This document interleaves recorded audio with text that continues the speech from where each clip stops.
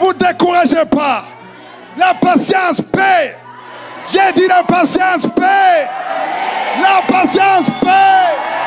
Ne lâchez pas. Ne vous découragez pas. N'écoutez pas à gauche. N'écoutez pas à droite. David a dit, je regarde, je vois les montagnes. À gauche les montagnes. À droite les montagnes. Regardez en haut. Regardez le ciel. Alléluia. On va dans la parole. Je sens chargé. Alléluia. Hébreux 6, verset 11. Pasteur. Nous désirons que chacun de vous montre le même zèle pour conserver jusqu'à la fin une pleine espérance. Désirons que chacun de vous montre le même zèle pour conserver quoi? Jusqu'à quand? Jusqu'à la fin. Une pleine espérance. Pas une moitié, mais une pleine espérance. En sorte que vous ne vous relâchez point. Beaucoup de chrétiens commencent bien, mais ils se relâchent. Que ce soit financièrement pour soutenir l'œuvre de Dieu, ils commencent bien, mais ils se relâchent. Que ce soit pour écouter les émissions et mettre la main sur le ventre, ils commencent bien, mais ils se relâchent. Ne vous relâchez pas. N'abandonnez pas. Ne lâchez pas. Persévérez. Amen. Et que vous imitiez quoi? Qui? Ceux qui, par la foi et la persévérance, héritent des promesses. J'aime imiter les serviteurs de Dieu comme Paul. J'aime imiter Moïse. Amen. Il faut imiter même les humains. Il y a des humains que je connais, que j'imite. Parce qu'ils ont la foi. Quand tu vois quelqu'un qui a la foi, il ne faut pas être jaloux, jalouse. Il faut imiter cette foi. Paul dit, imitez-moi comme moi aussi j'imite Christ. Alléluia.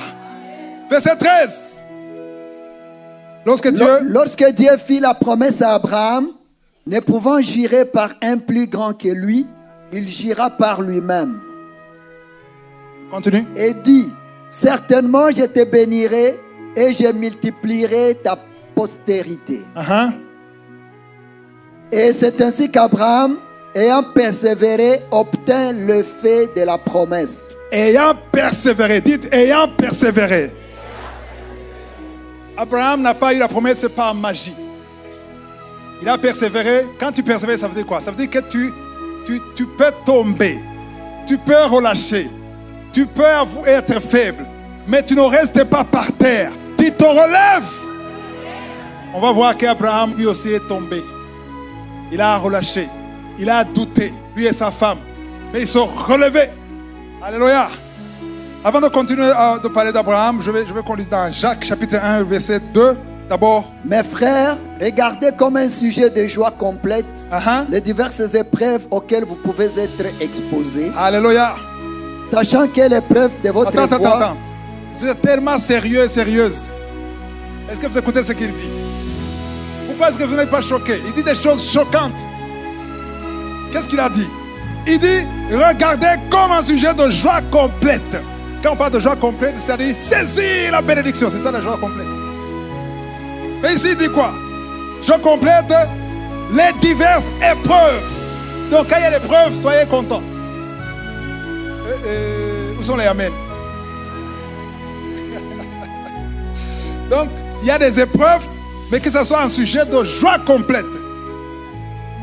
Pas seulement n'importe quelle épreuve. Les épreuves auxquelles vous pouvez être exposé. Chacun de nous est exposé à une épreuve.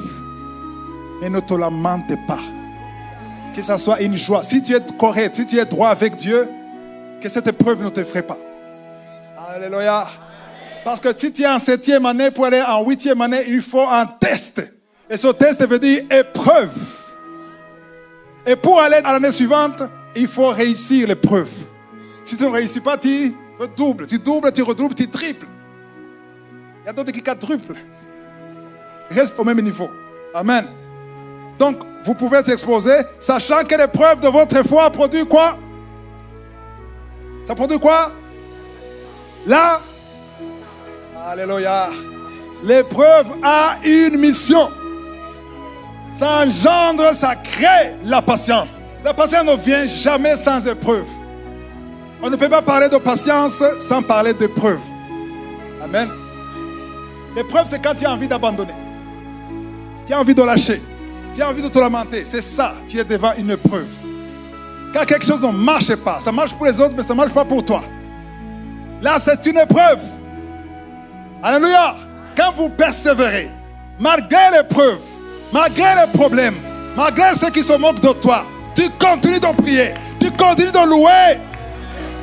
Tu peux être sûr que tu avances. Et tu vas atteindre quelque chose de très important. Amen. On va voir que l'épreuve, plus ça dure, plus ça a de la valeur. Alléluia. Donc la patience, ça ne s'arrête pas là-bas. Alléluia. Qui aime la viande ici? Même pas la moitié. Vous avez honte. Pourquoi avoir honte? Ce n'est pas un péché de manger la viande. Amen. Mais tu ne peux pas manger la viande telle qu'elle est sans passer par le feu. Parce que la viande, tu manges sans feu. Qui a dit c'est Rubashi? Non. Mutoyo. Mitoyo. Alléluia. Donc ça passe par le feu. Pourquoi? Pas seulement pour bien marcher, pour qu'il y ait le goût. Aussi, il y a les vers qui doivent mourir. Il y a des bactéries qui doivent passer par le feu. Même tes dents ne sont pas conçues. Les lions n'ont pas besoin de feu. Tes dents ont besoin du feu pour bien marcher. Oui ou non? Donc le feu, il faut attendre. Tu vas dire, j'ai faim, je n'ai pas besoin de feu. Donne la viande, je vais manger. Même si tu as faim, tu vas patienter. Tu es obligé de patienter pour bien manger. Même si tu as faim. Oui ou non? Alléluia. Tu ne peux pas prendre une banane verte et manger. J'ai faim. Non, non, non, non. Il faut qu'elle soit mûre ou bien qu'elle passe par le feu. Oui ou non? Donc la patience a une mission. Dis à ton voisin, la patience a une mission. Ah, la patience ne vient pas pour venir. Elle a une mission précise. Qui veut savoir la mission de la patience? Le verset suivant, le verset 4. Mais il faut que la patience accomplisse parfaitement son Attends, œuvre. pas à moitié. Il faut que la patience accomplisse parfaitement son œuvre ou sa mission. Alléluia. Dieu donne la patience avec une mission précise pour ta vie. Elle doit accomplir son œuvre, ça dit quoi? Il faut que tu sois parfait, accompli, sans faillir à rien. La patience doit te fortifier. Que tu sois fort dans la foi. Que tu ne vacilles pas. Alléluia. S'il arrive que tu vacilles parfois, ça dit c'est pour ça qu'il y a toujours des épreuves. Il y aura toujours des épreuves. Amen. Parce que c'est pour te perfectionner. Alléluia. Maintenant, on va dans l'histoire d'Abraham. Voilà, Genèse chapitre 15, le premier verset. Après ces événements, la parole de l'Éternel fut adressée à Abraham dans une vision et il dit, Abraham, ne crains point, je suis ton bouclier et ta récompense sera très grande. Amen. C'est Dieu qui parle à qui? Pas Abraham. Il parle à qui? Aha, il y a une différence entre Abraham et Abraham. C'est la même personne. Le deuxième nom, il y a quoi? Ha. Le H, Abraham, ça veut dire que c'est le nom de quelqu'un qui a une promesse. Amen. Avant, il était Abraham. Avant, ce n'était pas Sarah, c'était Sarai. Et après la promesse, Sarai est devenue. Aujourd'hui, il faut que tu quittes avec le H. Alléluia. Ton nom, quand tu as la promesse et que tu as la foi, que tu saisis la promesse, ton nom spirituellement change. Tu restes la même personne, mais ton nom change. Il faut que ton nom change. Parce que quand ton nom a changé, dans le monde spirituel, on voit que ça a changé. Amen. C'est pour ça qu'il y a quelqu'un qui est venu et a dit, au nom de Jésus, que Paul prêche. Les démons se sont regardés, ils ont ri. En fait, Paul, dans Paul, il y a H. Amen. Dans Jésus, il y a H. Toi, qui es-tu? On ne te connaît pas. Spirituellement, on ne te connaît pas. Tu n'es pas sur la liste de ceux qui nous menacent. Autrement dit, nous sommes plus forts que toi. Et ils ont été battus. Et ils ont fui nus. Battus par qui? Par les démons. Alléluia. Les démons ont peur de quelqu'un qui a la promesse et qui connaît la promesse. Et qui attend la promesse. Alléluia. Wow. Verset 2. Abraham, il faut bien lire. Abraham, on n'est pas encore sur Abraham. Abraham, qu'est-ce qu'il a dit? Abraham répondit, Seigneur éternel, que me donneras-tu? Je m'en vais sans enfant et l'héritier de ma maison, c'est Eliezer de Damas. Donc, je n'ai pas d'enfant. Il n'attend pas une promesse. Voilà pourquoi il est Abraham. Toute ma richesse, c'est qui? C'est mon serviteur, celui qui garde ma maison. Il va prendre tout. Verset 4. Alors la parole de l'Éternel lui fit adresser ainsi. Ce n'est pas lui qui sera ton héritier, mais c'est lui qui sortira de tes entrailles qui sera ton héritier. Alléluia, ça change. La perception change. La façon de voir les choses change. Alléluia. Maintenant, même si Dieu lui a dit ça, alléluia, Abraham n'a pas cru. Pourquoi? Parce qu'il était bloqué par les murs. Il était dans la maison. Il y avait les murs, il y avait le plafond. La Bible dit qu'il était prospère. Donc c'était un riche, il était dans son palais. Maintenant, oui, j'ai entendu, mais dans le cœur, je ne vois pas comment. Et pour le convaincre, qu'est-ce que Dieu a fait? Le verset suivant, verset 5. Et après l'avoir conduit dehors. Après l'avoir conduit où? Dehors. Qui a conduit qui? Vous vous souvenez de Jésus a pris la main de l'autre là pour sortir? Pour avoir une promesse. Ça dépend de la grandeur de la promesse. Il y a des promesses que tu ne peux pas voir dans la chambre, dans le confort. Il faut que Dieu te prenne la main. Alléluia! Il te fasse sortir. Dis sortir. Alléluia. Il faut sortir. Parfois, il faut sortir. Moïse, il fallait qu'il sorte du palais. Dans la maison, il ne pouvait pas comprendre. Dieu l'a conduit dehors. Parce que dehors, on voit le ciel. Alléluia. On voit les nuages. On voit la grandeur de Dieu. On voit la main puissante de Dieu. Il a fait conduire où? Dehors. Dites dehors. Il y a des miracles qui n'arrivent pas parce que tu es dedans. Tu ne veux pas sortir dehors. Amen. Tu vois toujours la télévision. Tu vois le tableau. Tu vois le divan. Sors! Regarde les étoiles. Regarde la lune. Regarde le soleil. Regarde les nuages. Adore le Dieu qui a tout créé. Alléluia. Après avoir conduit dehors, il dit, regarde vers le ciel. Regarde vers le ciel. Et compte les étoiles. Si tu peux les compter. Essaie de les compter. Je crois qu'il a essayé peut-être. 1, 2, 3, comme un enfant. 233, 200, Seigneur, je vais recommencer. 1, 2, 3, 4, 1, 2, 3, non, Seigneur, je ne peux pas. Je voudrais que tu me dises que tu ne peux pas. Alléluia. Alléluia. Et il y a les étoiles. Ne regardez plus la maison, ne regardez plus les vaches, ne regardez plus la richesse. Regarde en haut. Comme David a dit, je vois les montagnes partout, mais je regarde en haut. C'est là où tu verras la puissance de Dieu. Dieu a parlé à Moïse dans le lit, il dormait. Il a dit, demain matin, quand tu te lèves, va où? Sors de la maison, va à la montagne de Sinaï. Alléluia. Il y a des choses qui ne se font pas dans le confort. Il faut d'abord sortir. Et c'est Dieu qui te fera sortir. Et il faut accepter qu'il te prenne la main et qu'il te fasse sortir. Comment sortir? Peut-être tu es dans l'abondance. Parfois, Dieu ferme le business. Ah, il faut pas dire Amen. Pour que Karuka soit né, il fallait que Dieu ferme mon business. Je ne voulais pas. Dieu m'a dit ferme. Donc je ne peux pas fermer. Montre-moi d'abord où je dois aller. Je discute avec Dieu. Dis sors. Je ne peux pas sortir. Je ne suis pas malade. Ah, tu n'es pas malade.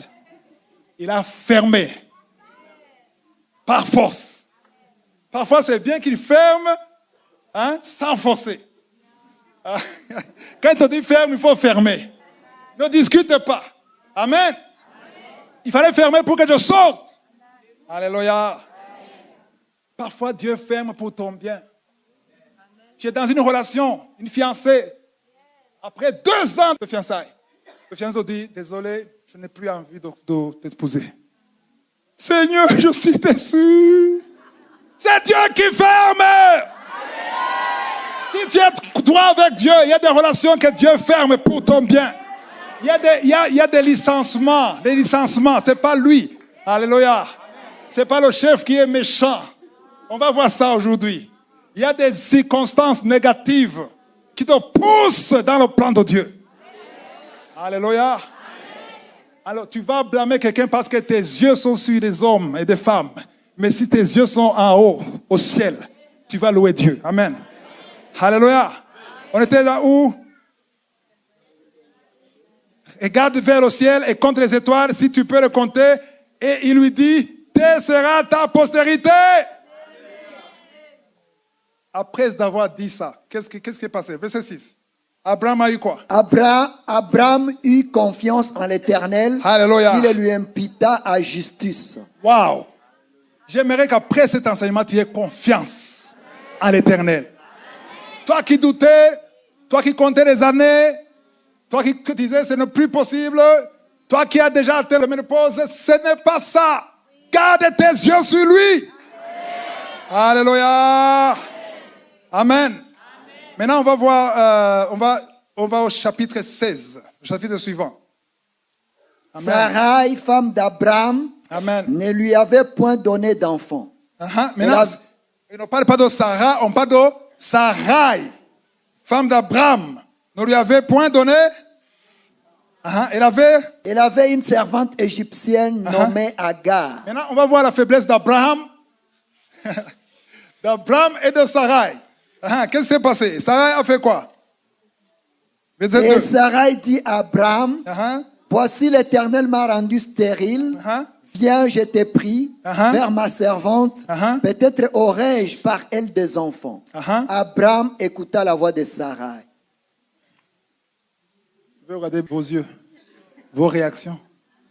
Même les femmes ne sont pas choquées. Est-ce que vous écoutez? Non, tu es marié, tu as un mari, tu vois que tu ne peux plus avoir d'enfants, mais tu as honte de ce que les gens diront de cette famille.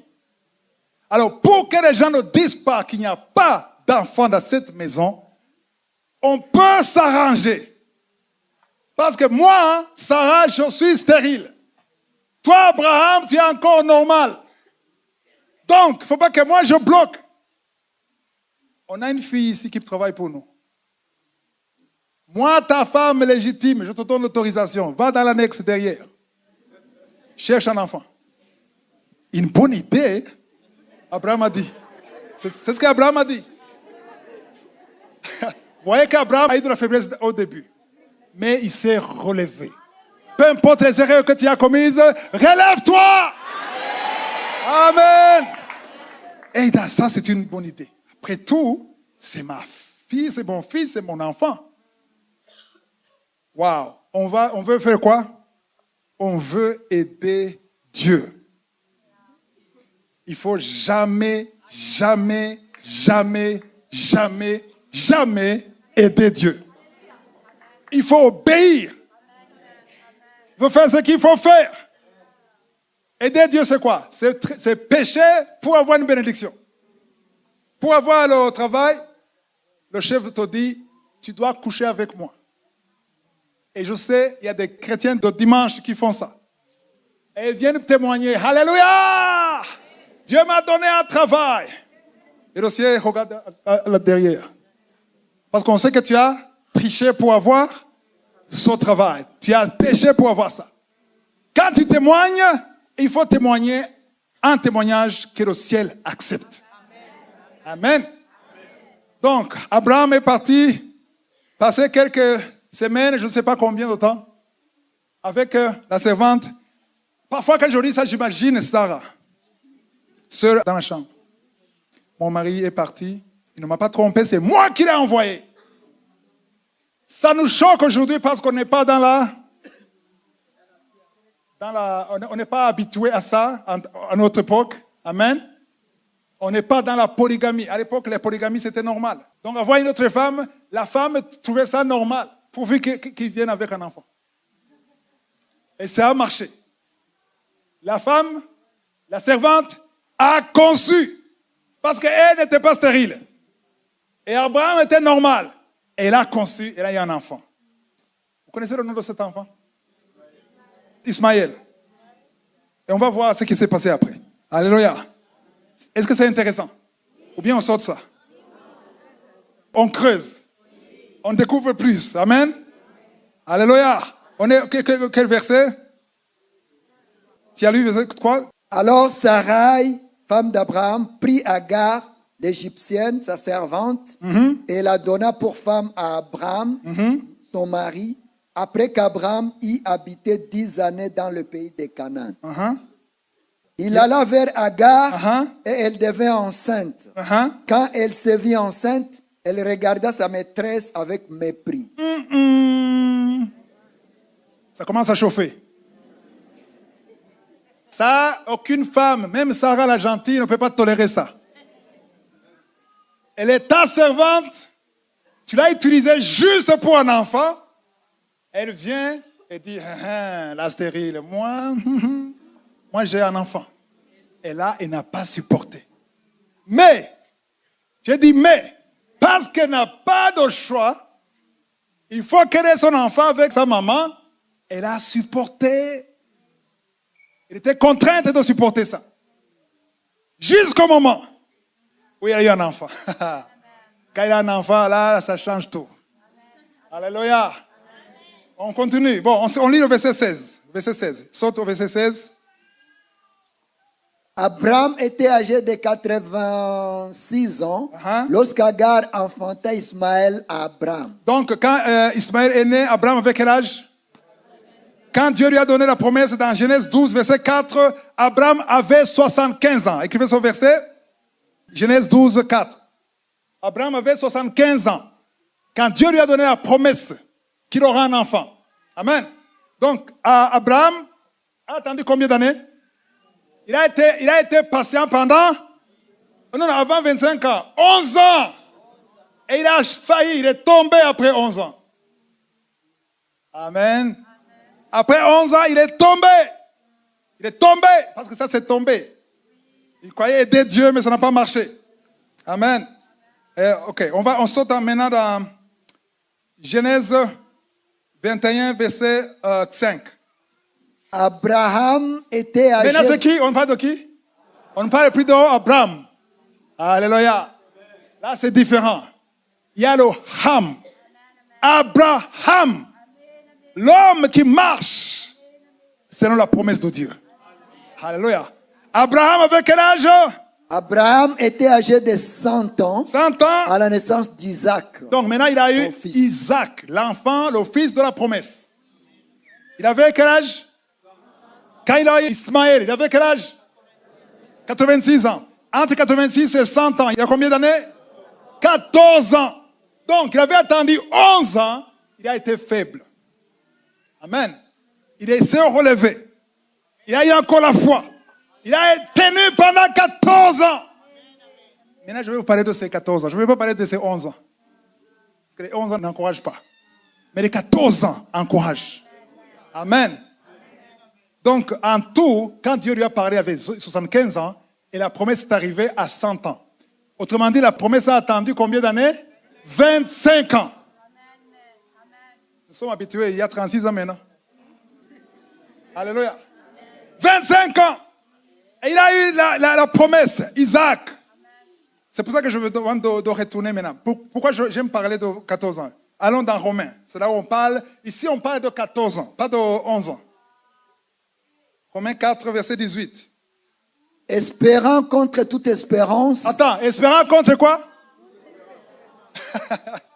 Répète ça. Espérant contre toute espérance. Contre toute espérance. Ça veut dire qu'il y a des choses impossibles. Des choses inimaginables. Comment tu peux me dire qu'une femme de 36 ans d'autorité peut tomber enceinte? Comment tu peux me dire qu'une femme de 90 ans, on parle de Sarah maintenant, pas de Sarai. 90 ans, elle a conçu. Comment est-ce que tu peux croire ça? Lui, il a espéré contre... C'était de la folie de croire ça. Mais lui, il a dit, non, c'est possible. Il crut en sorte qu'il devint père dans un grand nombre de nations, selon ce qui lui avait été dit, telle sera ta postérité. 19. Et sans faiblir dans la foi. Sans faiblir. Attends, il avait faibli, oui ou non? À 11 ans. Mais à partir de 11 jusqu'à 25, il n'a pas faibli. Toi qui avais faibli, commence maintenant. Alléluia. Recommence à zéro. Même Abraham a affaibli. Alléluia. Alléluia. Même Jésus a demandé que cette coupe passe. Il a dit, mais que ça soit fait selon ta volonté. C'est normal de faiblir, mais ne reste pas dans la faiblesse. Lève-toi comme Abraham, s'affaiblit dans la foi. Il ne considéra point que son corps était pas seulement usé, c'est fini, complètement foutu. Quand on lui a dit ça, il a dit quoi? Attends, il dit, puisqu'il avait près de 100 ans. Amen, 99, presque 100 ans. Et Sarah n'était plus en état d'avoir. Et Sarah a dit, mon Seigneur, mon mari, il n'a plus. Moi-même, Sarah, pas Sarah, Sarah, plus de désir, je n'ai plus de désir. Mon mari, c'est fini, impuissant. Comment est-ce que c'est possible? Contre toute espérance. Alléluia. Waouh, il a persévéré malgré tout. Malgré tout, tout était contre lui. Mais il a cru. Amen. On va maintenant dans Genèse 21. Ok, verset 6.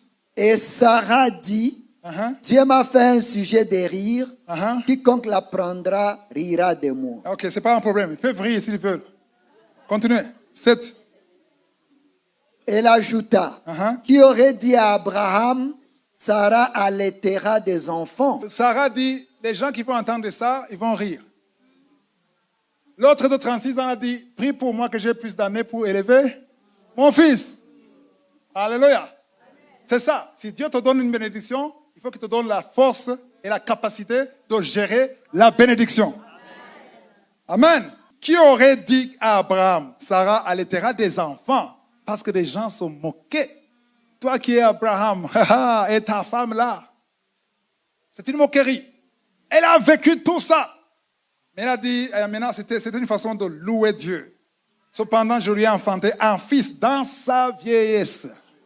Alléluia.